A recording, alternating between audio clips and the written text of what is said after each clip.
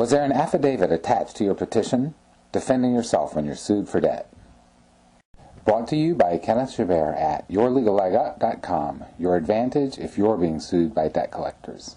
Was there an affidavit attached to your petition?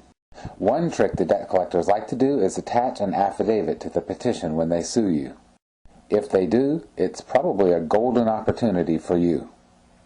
And if they attach an affidavit later in the process, that's also probably a golden opportunity for you. Let's take it one step at a time. First, what is an affidavit? An affidavit is sworn testimony, for one thing, in the form of a series of statements and notarized by a notary public. In every jurisdiction of which I know, the affidavit is required to have statements in it that indicate how the person who's testifying, that's the affiant, comes to have first-hand personal knowledge of the facts about which she is testifying. And of course they are required to have first-hand direct personal knowledge. They can't use somebody else's knowledge. In the case of debt collectors and their affidavits, they almost never have first-hand knowledge, and their affidavits either make this clear or else completely fail to show any basis for first-hand knowledge at all. That's because the person making the affidavit is almost always going to be some bureaucrat for the debt collector. And the affidavit is almost always going to be talking about how you owed money to the original creditor, someone else. How would an employee of the debt collector know anything about the records of the original creditor? They don't. This makes the affidavit deceptive and an unfair debt collection practice, in my opinion.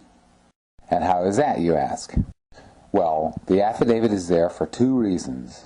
One of two reasons, maybe. In the first place, it may be to swindle the court into believing that there is genuine evidence that would support a judgment. Some courts require that before they'll give a plaintiff a default judgment. Or the affidavit may be there to swindle you into believing that the debt collector has enough evidence to win. Why would you fight then? If you believe they've got the goods on you, there isn't much reason to fight the case in court or even show up in court. Probably hundreds of thousands of these cases get filed every year.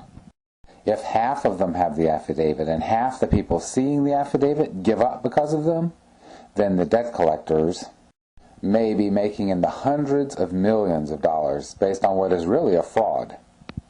And that is a main reason for this site being here.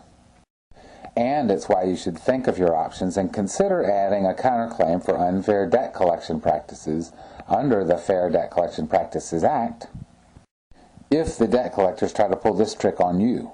It isn't an accident, it's theft on a huge scale. So here's what to do. If the debt collector suing you uses an affidavit in the process, you must look at the affidavit very carefully to see if there is any indication that the person swearing it out has any actual basis for knowing what they're talking about. Are they saying they know the debt against you is valid or for a certain amount? Are they saying that anybody other than their own company kept records in the ordinary course of business? Or are they just being coy? The business records of the original creditor show, if they're being coy, they are still violating the FDCPA because they're submitting an inadequate affidavit in an attempt to collect the debt. That's my opinion. What do you think? And believe me, these guys know it's inadequate. They make hundreds of millions of dollars off of them. Do you think it's an accident? And they know that the affidavit is designed to look like it's not inadequate. That makes it deceptive and in violation of the FDCPA, in my opinion. If you agree, nail them. Protect what's yours, and don't let the debt collectors rip you off. My site and materials can help. Go to yourlegallegup.com. Get my litigation manual and forums, or get the videos and defend yourself. You'll be glad that you did. You may not consider this video or anything I say in this or any video as legal advice. I cannot give you legal advice, but as a former lawyer, I do know the legal process and debt law very well. So use what I say as a source of information and apply your own judgment to your case. To get more help on fighting debt collectors and their lawsuits, go to yourlegallegup.com. Get my litigation manual and forums. If you appreciate this video, please take a second and like it, subscribe, and friend me.